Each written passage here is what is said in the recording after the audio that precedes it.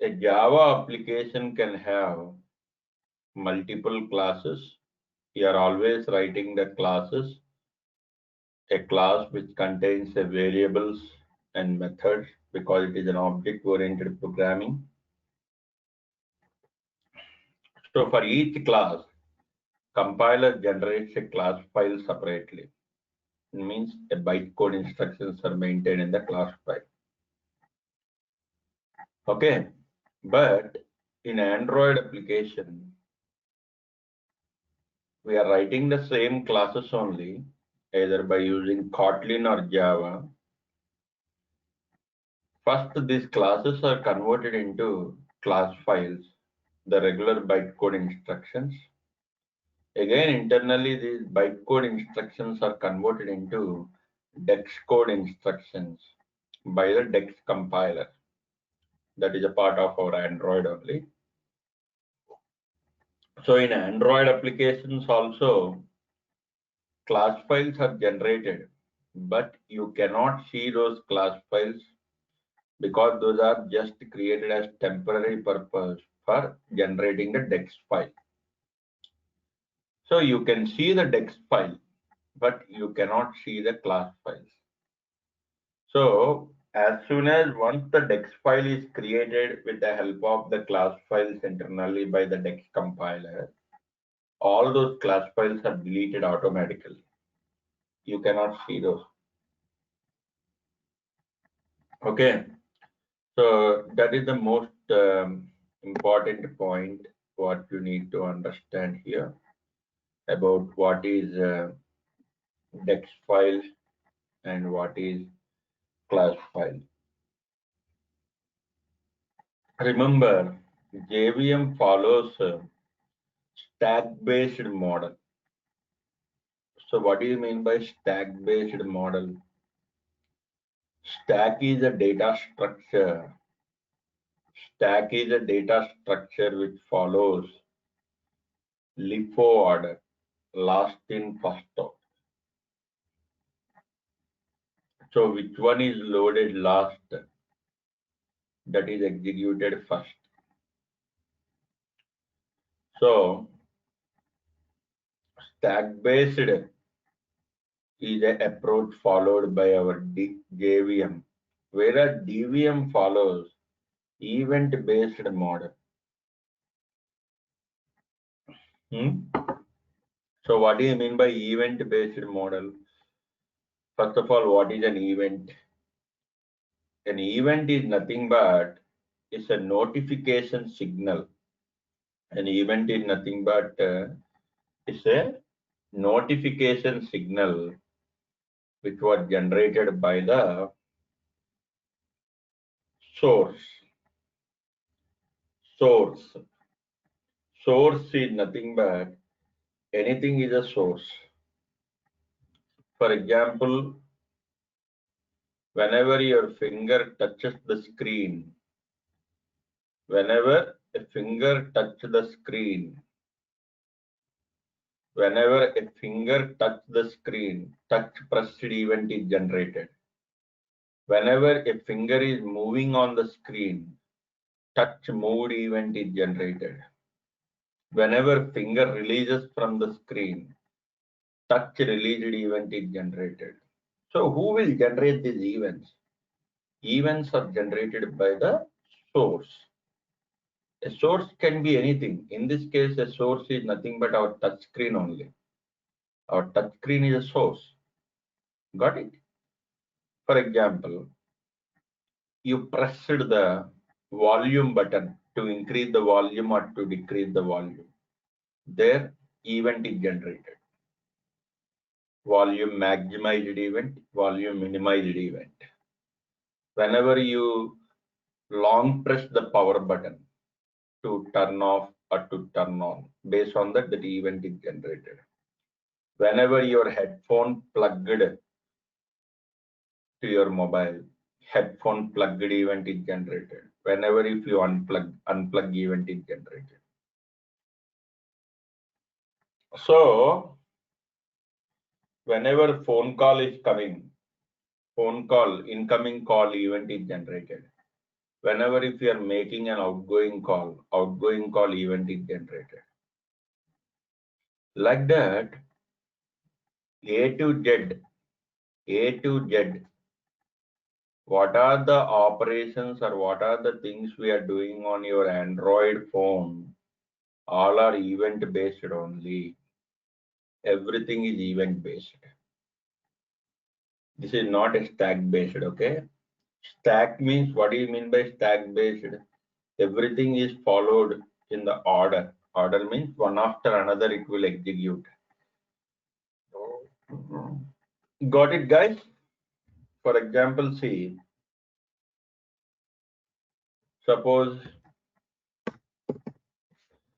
the Java code, a simple code, class, bank,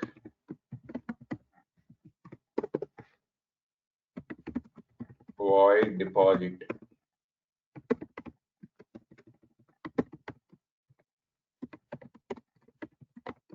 double amount, some piece of code, void withdraw,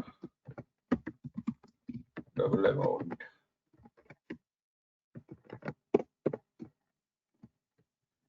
public static, void main.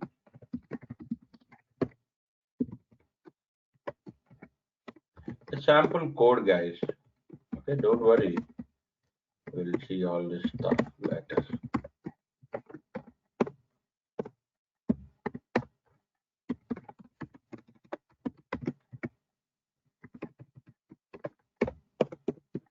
So if you observe here, the sample snippet of the code, as you know that every object-oriented programming language, it doesn't matter whether it is a Java or Kotlin or even .NET or even C++ also, you have to write classes. Without classes, you cannot write any code outside of the class, because a class is a logical group. Everything. What are the methods? What are the methods you are going to write? Methods are nothing but a functions which contains a logic, some logic, some operations. So what are the methods you are going to write it? That you have to write in the class. A class is nothing but a logical structure, grouping your method code together, grouping your method code together. Okay, grouping your method code together. So deposit, withdraw, these both are known as methods. Methods, why you are calling it as methods?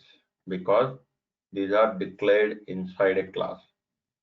A class can be followed with any name of the class. One class is equals to one group.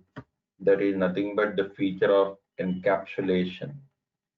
That is nothing but the feature of what? Encapsulation. A class is equals to one class is equals to one group. One class is equals to what? One group. Encapsulation part. So encapsulation is nothing but logically grouping your method code. How many methods are there? I have deposit, I have withdraw, I have my main method. So even though you can declare variables also, double main balance is equal to 7000.90. So this is nothing but my variable. Variable holds the data, some data. The variable type is double. So every class, whatever the class you are going to write, a class contains the variables. You can declare a number of variables. is up to your requirement. You can declare a number of methods. So one class is equals to one group encapsulation, logically grouping the data and code together. Logically grouping your data and code together. Data is nothing but variables. Code is nothing but the group of instructions. Code is nothing but the group of instructions what we are going to perform on the data. What the code contains? Code is nothing but some logic. Logic means how to deposit the amount.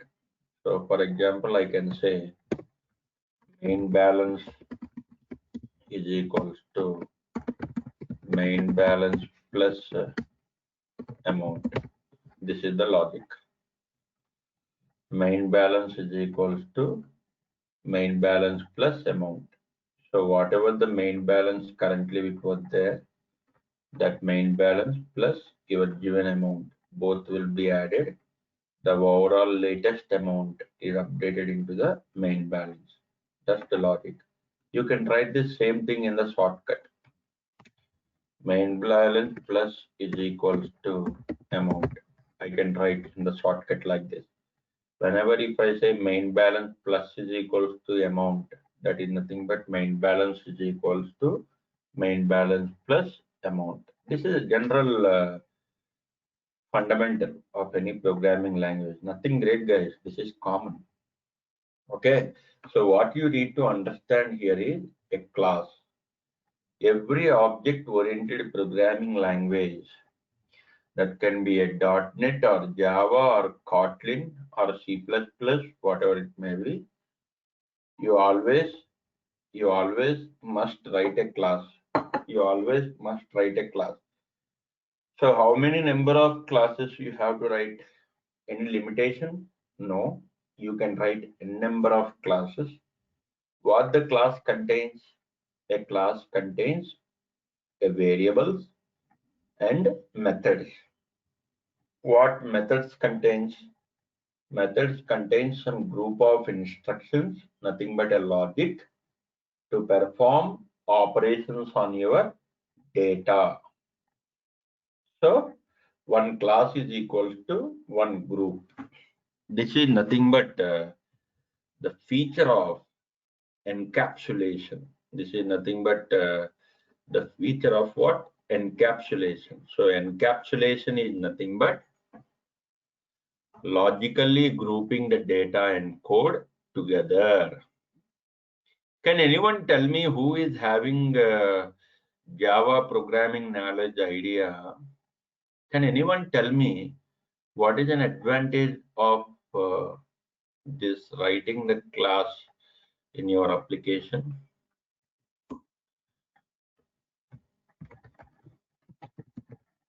Come on, tell me, anyone. You know what is the benefit of the class? Yes, security plus abstraction, correct. Encapsulation. So abstraction means what? Hiding unnecessary things and presenting necessary things to the user. Look at the diagram, guys. I will explain more detail who are not having an idea about this object oriented. Suppose Ajit is one employee. Ajit is one employee. Sai is one employee. Okay. There are two employees are working on the same software, same project. Ajit and Sai, these both are working on the same software application development. Both are working on the same software application development.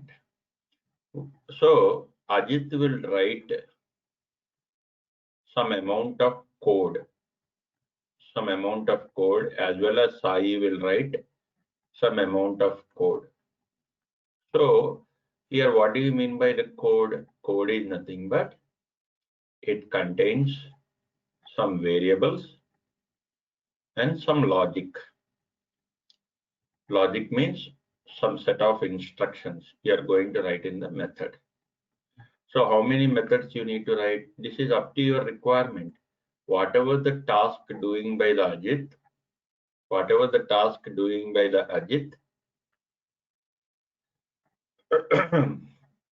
that is based on that the number of methods will be decided. Got it? Whatever the logic written by Sai, based on that it will be decided. Interesting point is Ajit and Sai, both are the employees, belongs to the same software development. Both are working for the same project. So unfortunately, Ajit declares some method names. What are the method names they declared, or what are the variable names they declared? This is same as the code which was written by Sai. That means what are the variable names I declared? What are the method names I declared? Exactly the method names and the variable names are same declared by Ajit also. So what happens? See guys, variable names are same, method names are same, but whatever the logic you written in that method means what are the instructions you written in that method, what data you are assigning for that variable, this is based on Ajit task only. This is Ajit requirement and this is Sai requirement. But unfortunately what happens? The names are same. So if the names are same, what happens here? It will override, right? In the normal programming, it will override. Normal programming means in the C programming, it will override because C is not an object oriented.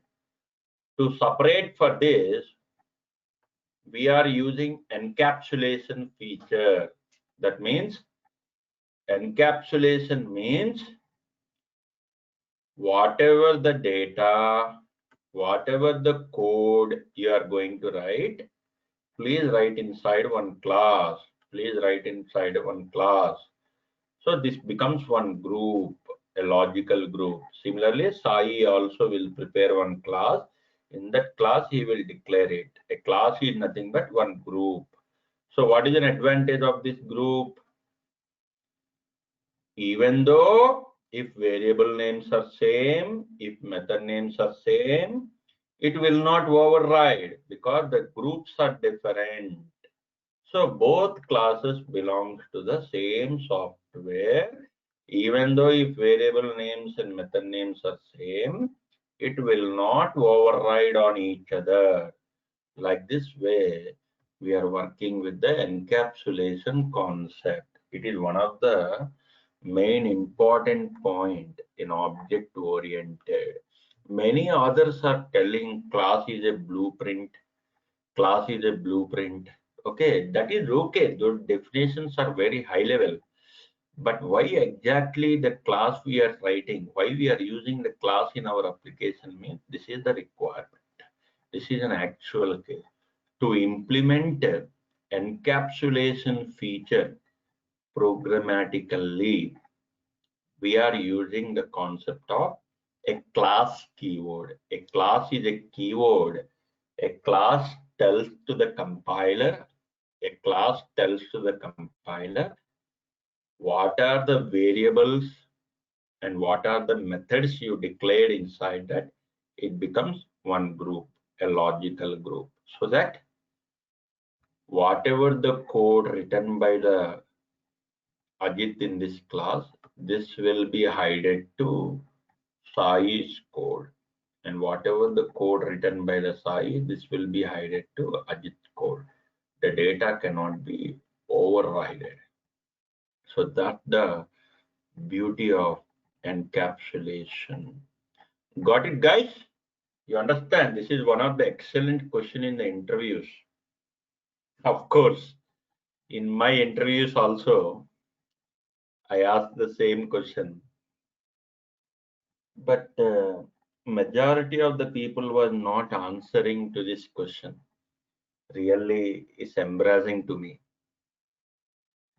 Who are having a 6 to 7 years experience also, those people cannot answer why you are writing a class actually. They are 7 years experience and 8 years experience. Why you are writing the class? So actual reason they don't know. They are selling only the textbook definitions only. Class is a blueprint. So once you create a class, you can create a number of objects for your class. Huh? This story only they're telling. These are textbook definitions, but actually, what is the power of class means? This is the way. Got it, guys? You understand? So every object-oriented programming language contains a classes only. Always your program will start with the help of the class.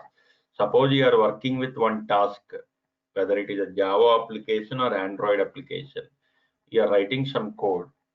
First of all, where you are writing the code you are writing inside a class only. You have to declare a class. Inside that class only, you have to write a code. Class name can be any name, your choice. In that class, you can declare a number of variables. You can declare a n number of methods according to your requirement. Clear, guys? Any questions? As of now, I think I have discussed about the fundamental. Looks like boring for the people who are already came from the background programming language, but I think this point maybe clears a lot of doubts for all of the people why we are writing the classes for whatever the purpose. Okay, so now we understand here. Now let's come back to the JVM and DVM model. Okay, let's difference. I told you JVM follows stack-based model, whereas DVM follows event-based model.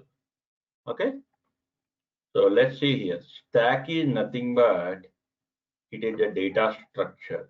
Stack is nothing but it is a data structure which follows LIFO order. LIFO order means, what do you mean by that LIFO order? Last in, first out. Which one loaded last? Which one means, what do you mean by which one? Which method code is loaded last, that will execute first. Got it, guys? You understand what I'm saying? JVM uses JIT compiler only, just-in-time compiler only, to convert your bytecode instructions into machine code instructions internally. As I already told you that just-in-time compiler doesn't convert the whole bytecode instructions, only converts the required bytecode instructions into machine code. It will not load the whole bytecode. Got it? Clear? Suppose if I have 100 classes in my program, my project contains 100 classes. A class can have variables, methods, like that. So many stuff we have, right? All 100 classes bytecode cannot be converted into machine code. What the just-in-time compiler will do, which method you are calling, only that method piece of code converted into machine code, and that will be loaded into the stack for execution. Clear? Now let's see, from this diagram you will understand more. So let's put it as a side reference. Okay, so now you can understand here, a bank is the name of the class. here I declared one class called bank. This is your class body. This is your class body. Everything you declared inside a class only. So as you know, JVM always start the program execution with main method only. Why they declared public and static? That is a story in Java. This is not required for you. Void is a return type that indicates that your main doesn't return any value. If your method is not returning any value back, you have to declare it as void. If you are returning some value from your method back, that return type you have to mention here. Clear what I'm saying? So what is the main interesting point you need to understand from here, guys? Class is a encapsulation related part. Its main role is handling your application. The main whatever the code you written. Okay, the JVM always starts with main method only. Main method means, what do you mean by main method? Inside the main body.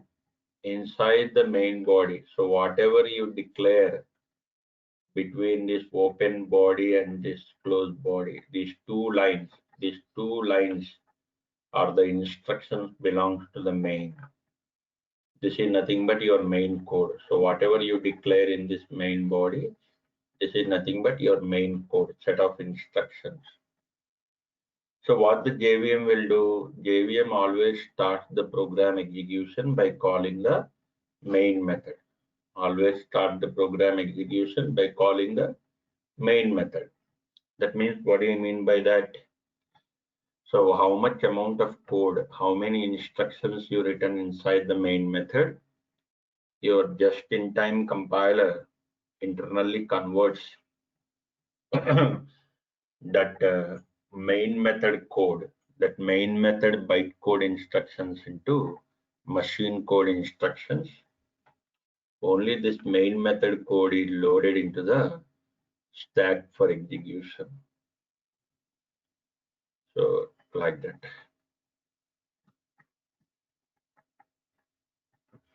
So your main method code instructions are loaded into the stack for execution. Your main method code instructions are loaded into the stack for execution. Just for your idea, I'm writing this. So remember, stack is a data structure. Data structure means some amount of memory which follows LIFO order, last in, first out. So which method code loaded into the stack as last? Which method code is loaded into the stack as last? That is executed first. Which method code is loaded into the stack as last? That is executed first. Okay, so that is the meaning of this main method code instructions. So that means my main method, this open body of the main and closing body of the main, contains two lines only, the two instructions. So only this main method bytecode, this main method related bytecode instruction converted into machine code instruction by the JIT compiler and loaded into the stack for execution. Execution means what? Those machine code instructions are processed by the processor. Whatever the binary code loaded, machine code means binary code only. So those instructions are processed by the processor internally. Processor will process those instructions. Okay. So once the processor executes the instructions completely, so let's see here. Whenever control comes to this first line,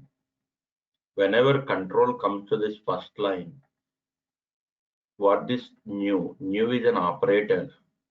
New is an operator in Java. By using new operator only, we are going to create an object for your class. You are going to create an object for the class. Okay. New is a operator for creating an object. Whenever you want to create an object to your class, always you have to use a new operator. See the statement here, class name followed with some reference variable. This is reference variable. Reference variable is nothing but a variable which holds the object address. A variable which holds the object address which is assigned by the new operator.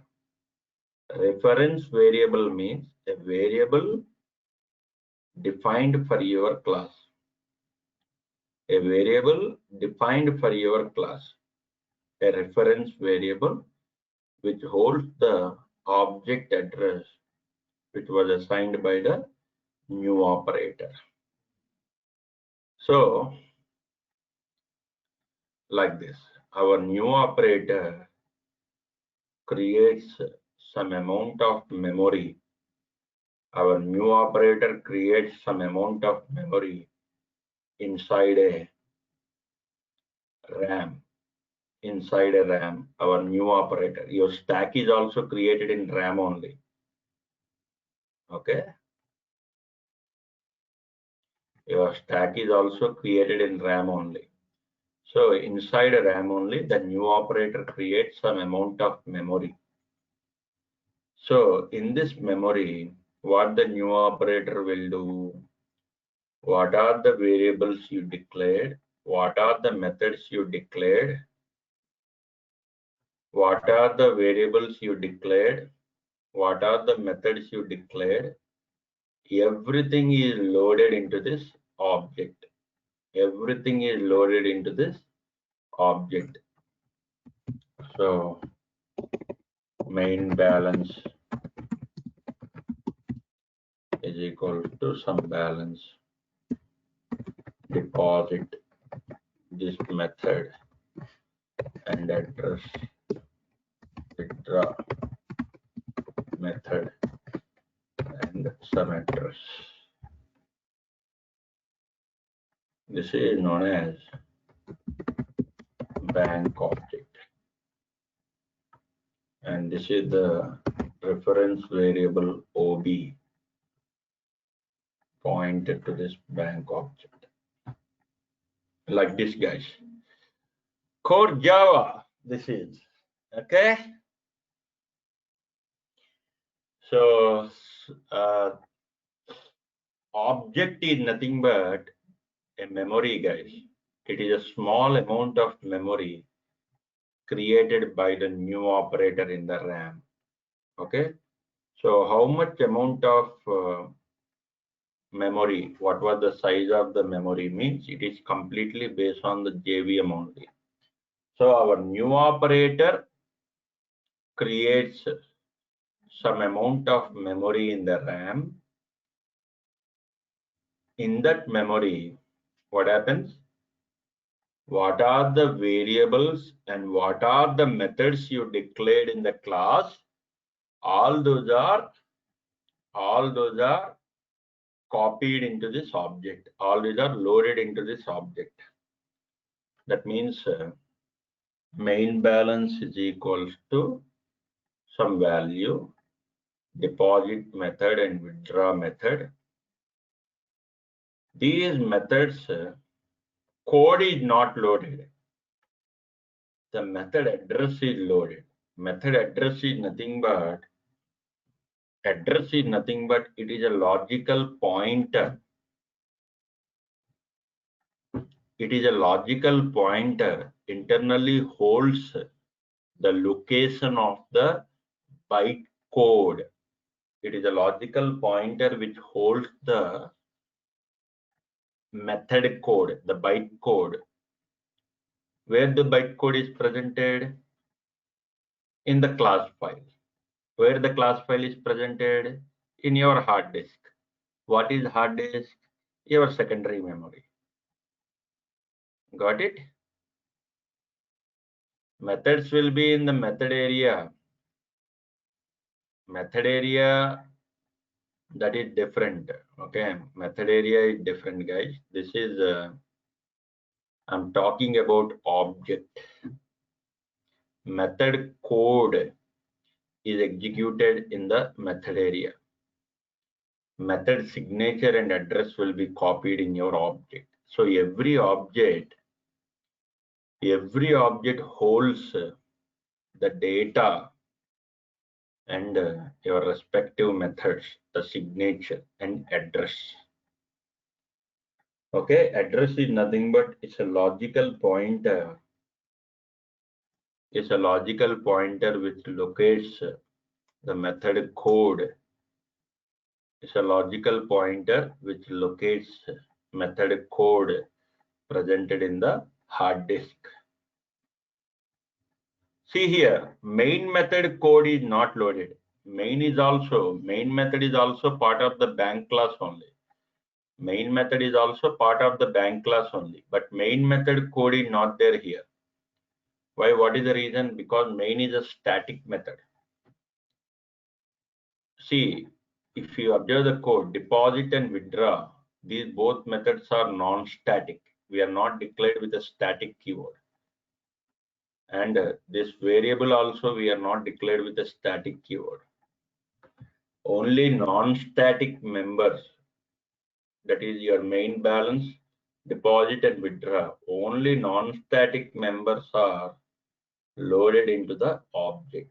Only non-static members are loaded into the object. So object is nothing but it is a temporary memory created by the new operator in the RAM, which holds the non-static members,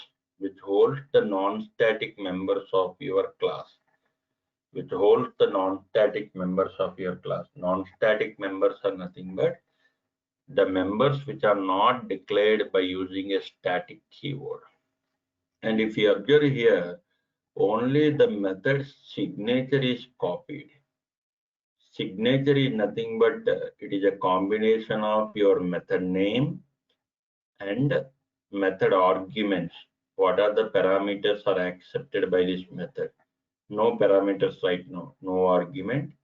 And address. Address is nothing but every method is having a address. A logical pointer internally points to the location of that method related bytecode presented in the static method.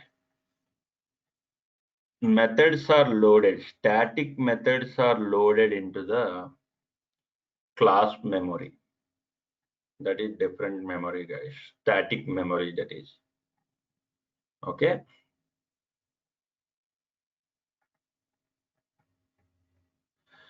Yes. Yes. Yes, Rajesh, you're right. Static method also can be called by a object reference, although it's not a good practice. Why means I will tell you the story. So, like that by using new operator, you can create n number of objects for your class. By using new object, I can create again bank B2 is equals to new bank. Bank B3 is equals to new bank. I can create n number of objects to your class bank. So every object address must assign to the reference variable. Every object address assigned to the reference variable.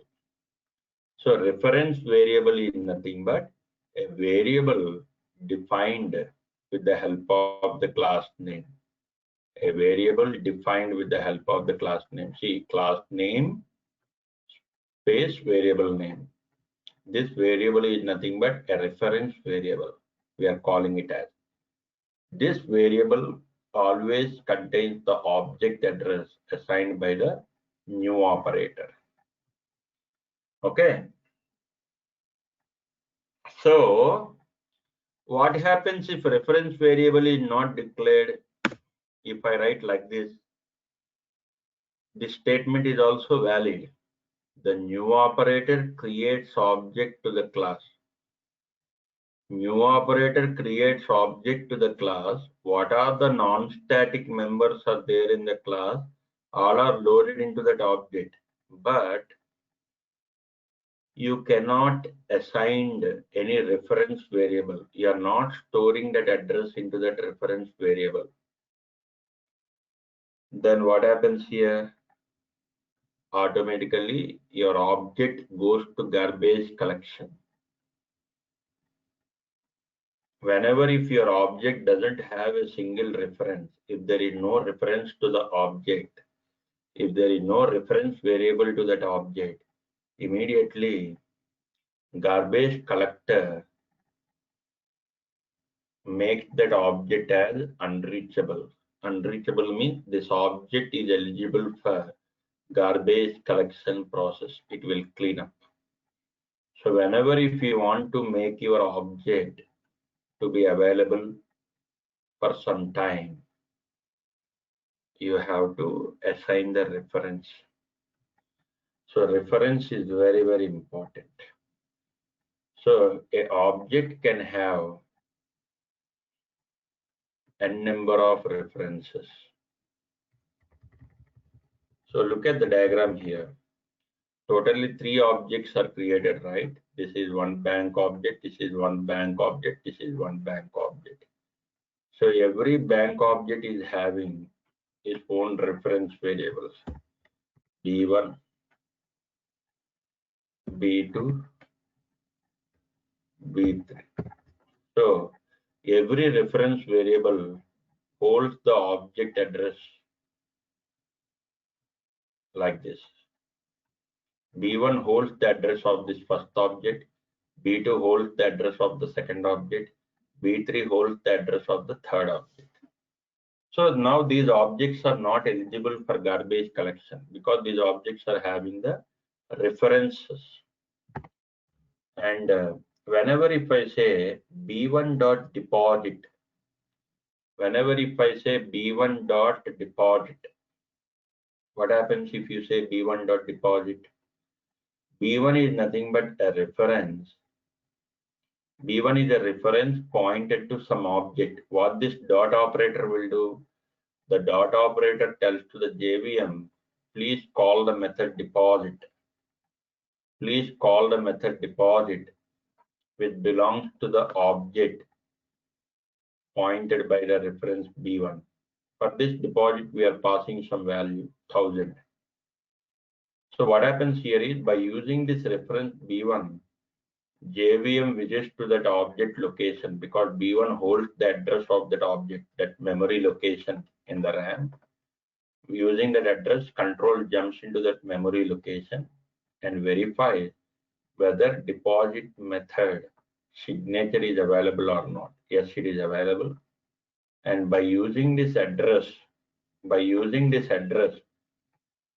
internally, what the JIT compiler will do?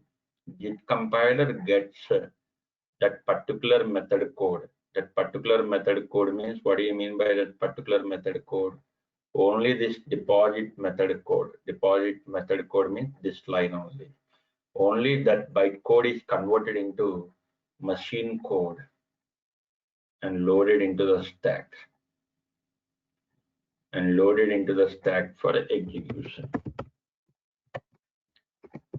Loaded into the stack for execution. Okay.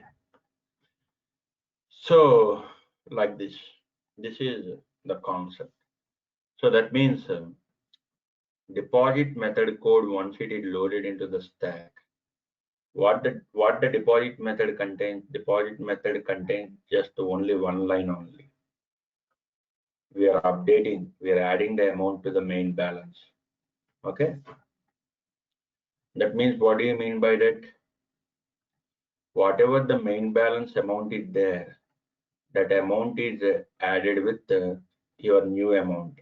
You are adding some new amount to your main balance. So that operation is up to this object only. Means whatever the data you changed here, that will not impact on other object. Other objects are having still main balance as 7000.90 because that's the original data. Whatever the data you assign initially, that data is remains same in all the objects. So B1 dot deposit or B1 dot withdraw. So what are the operations you are doing here? That will affect only on this object. That will not impact on other objects. The other object remains its own data. So again, B2 dot deposit, B2 dot withdraw. Again, if you call deposit and withdraw methods on the B2, these operations are affected on this object. Similarly, B3 dot withdraw, B3 dot deposit, that will affect on this object. So every object is having its own private space that will not impact on other objects. So how long these objects are available? Until the reference variable is alive. Until the reference variable is alive. Okay, whenever your reference variable is destroyed,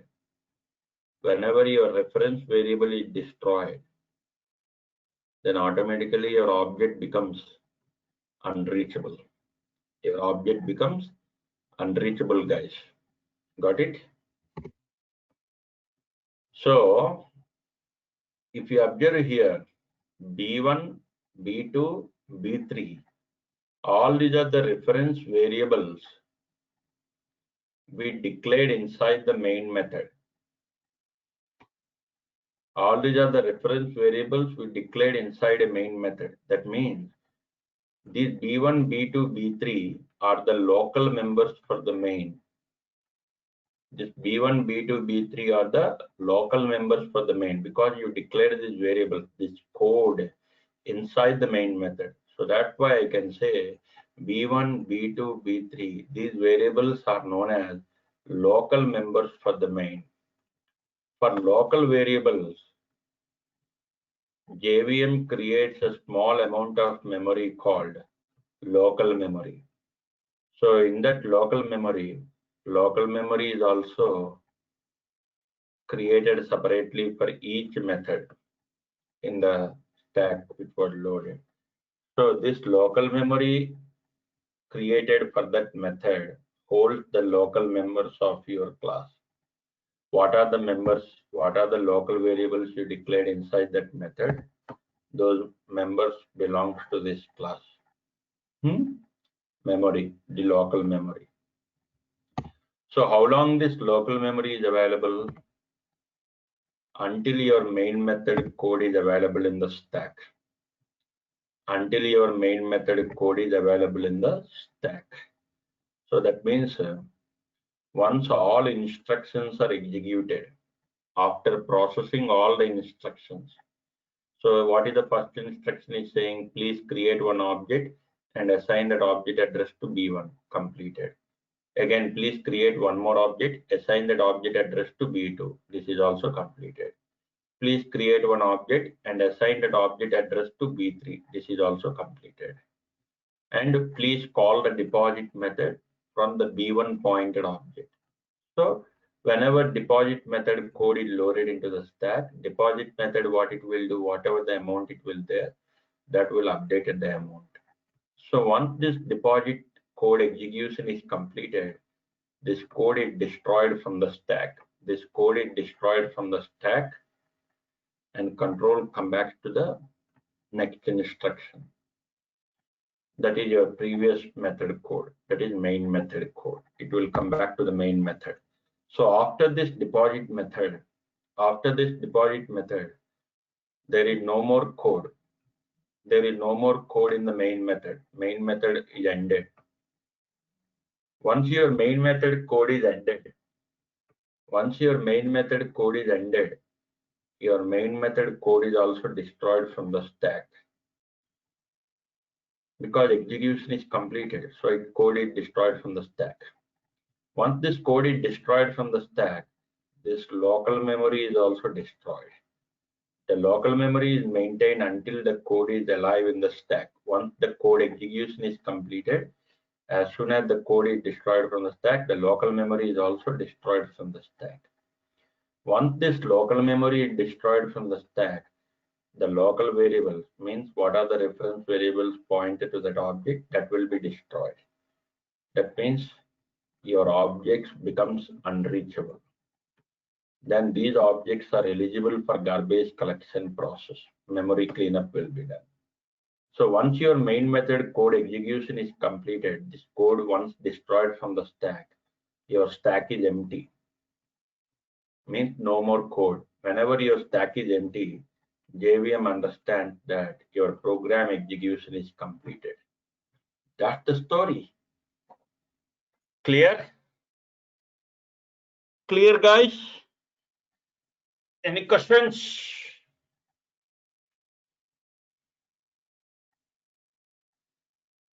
Correct.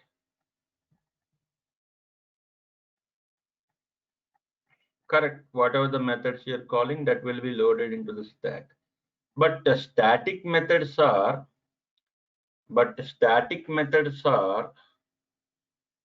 not loaded every time into the RAM. It will be loaded only one time in the beginning. Whenever the class memory is created, what are the static members you declared? All are loaded only one time into the RAM. It will not load every time into the RAM. One time only it will be loaded into the class memory.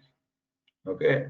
The entire code, the entire static members are converted into machine code only one time in the beginning. As soon as whenever the class memory is created, it will not load every time.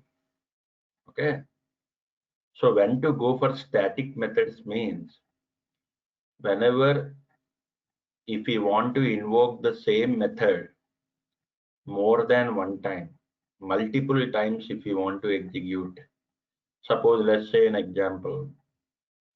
I want to update my cricket score. I want to update my cricket score for every 5 seconds.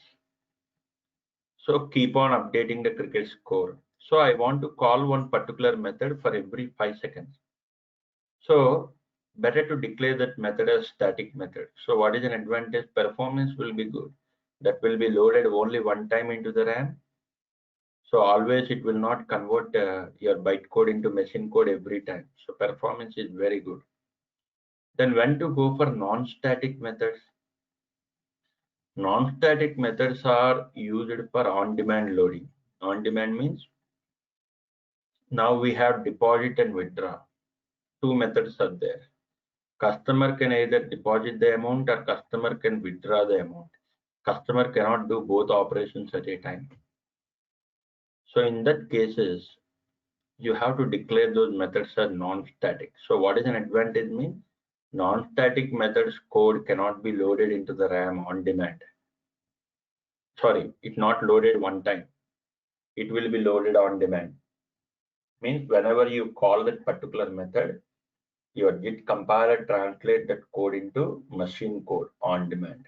So every time whenever you call that method code is loaded into the stack on demand.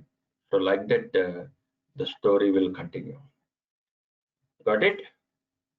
So this is the most important point what you need to understand here.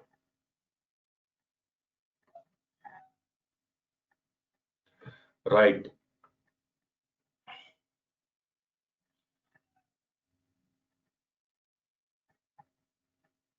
Yes. Class memory is common to all the objects. Class memory is common to all the objects. What are the objects you created for the class? This object is nothing but instance memory. Class memory is different. That is known as a static memory. That memory holds the static members. This memory holds the non-static members. So a object for the class is nothing but an instance memory because the memory is created on demand by the new operator. So in that memory, all your non-static members are loaded. So that's the definition of object. Okay, so whenever you are writing your object-oriented programming, whether it is a Java or .NET or Kotlin, whatever it may be, always you have to write a class. In that class, you have to declare your static members, non-static members. That means a static variables or non-static variables, a static method or non-static method. Depends on the requirement you have to write in your class. So, and depends on the requirement whether you have to decide to go for static method or non-static method according to the requirement of your application. That is very, very important. So this is stack-based approach, guys, what I am telling just now. So what is stack-based approach? One after another. It is followed in the particular order. It will be loaded in the particular order, one after another. It will be loaded in the particular order. But DVM follows event model. Event model means even though you declare the methods, the methods are called based on the events. Means whenever that particular event is generated,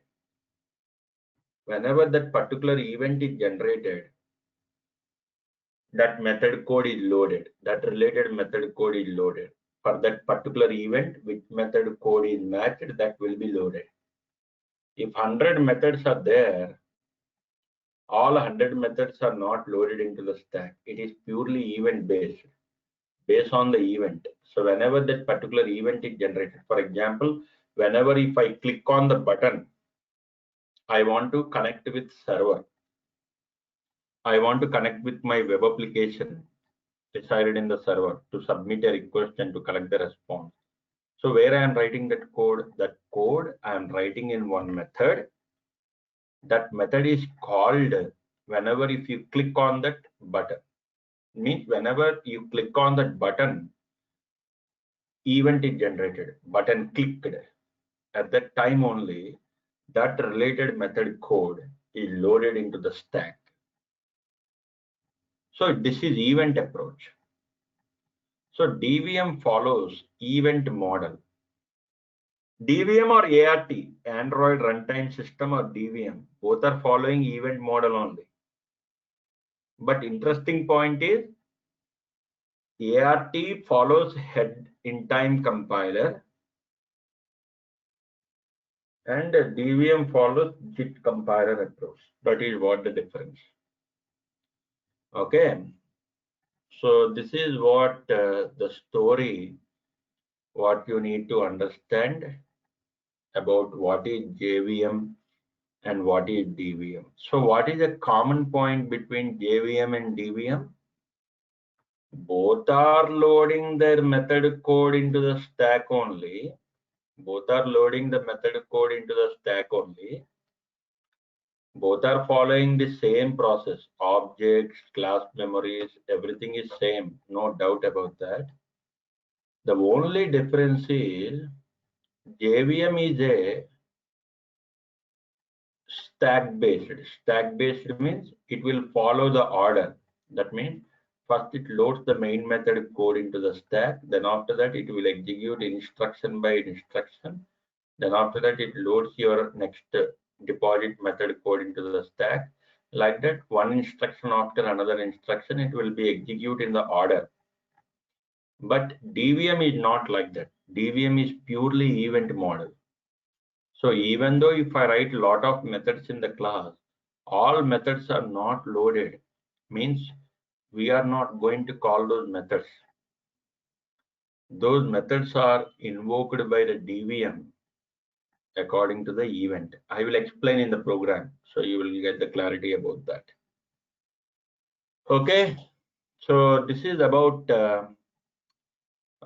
understanding about what is the concept which was related to the part of the JVM and the DVM. Be clear about that point. So this understanding is very, very important before going to start our first application to Android. So in a class, define a fields private and methods public only so that the fields can be accessed. Yeah, that is true. That is true, guys. You know all the programming concepts, I know. Okay. The rest of the things are remain same only. But JVM and DVM try to understand the difference. That is what my intention. Rest of your programming things, whatever the knowledge is there, that will be remain same. There is no doubt about that. Okay. All right, guys. So this is what, yes, Kotlin workshop is there tomorrow. Okay. Tomorrow and day after tomorrow. There was a Kotlin weekend batch is there. Who are interested, join that Kotlin weekend batch. Per day 6 hours. Tomorrow 6 hours session continuously. And the next day 6 hours session. In between breaks will be there. There is no continuous. So totally 12 hours session. The price is 5,500 or 6,000, I think. The price. So you will learn the complete Kotlin programming language. Who are interested, you can join that. But in Android, I will cover Android related Kotlin concepts only. If you learn Kotlin programming language completely, going forward, you are not going to write Java code anymore. If you learn the Kotlin programming language, you can develop web services or server-side applications with Kotlin code. You can use in the machine learning Kotlin code. So many people are saying that only Python is for machine learning. Python is good for machine learning, but even though Java is also good for machine learning. Okay. So instead of Java, we are writing the, yes, in Android we can use Java. Okay. So I will show Android is purely written on the Java only. The base is Java only. Yeah, that I will cover as a highlight.